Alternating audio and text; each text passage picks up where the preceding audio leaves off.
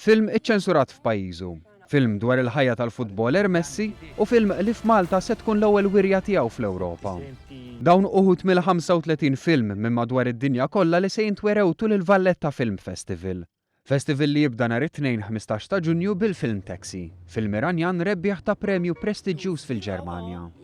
Fost il-wirjiet ewlenin insibu l-film Marokkin Much Loved li jitratta il-ġrajja ta' 4 prostituti f'Marrakesh. Film li ntwera f'Cannes huwa projbit li ntwera f'pajjiżu stess. Barra minn hekk il-ħadd 21 ta' Ġunju il-festival jalaq bil-film Palio, film li dik f'Malta se tkun l-ewwel wirja tiegħu fl-Ewropa. Dan il-festival huwa organizzat mill-Film Grain Foundation li taħdem bilan li żżid l-interess fiċ-ċinema.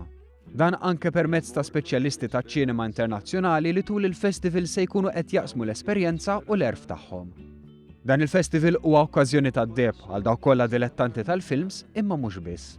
Dan hekk kif se naraw Messi, dokumentarju dwar il-ħajja tal-plejer tal-futbol, My Skinny Sister li jitratta eating disorders, kif ukoll Born in Gaza li jitratta l-ħruxija li għaddu minna it-tfal f'Gaza.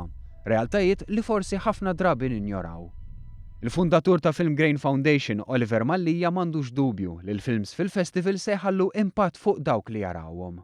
U mhux ħatara film li forsi ħataraħ u tgħid dan ma jfisser xejn, da huwa film dumma tip ta' films li ħajċċellinġjaw lill-udjenza se jieħduh magħhom u ħajiddiskutuh.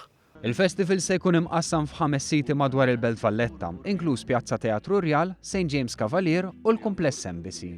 U m'għandix dubju li di l-esperjenza li tara l-Belt fil-glorja tagħha u tara ċinema hawnhekk, Pjazza San George, il-Forti ta' San Tirmu, m'għandix dubju li se tqanqal interess kbir fost il-pubbliku ġenerali.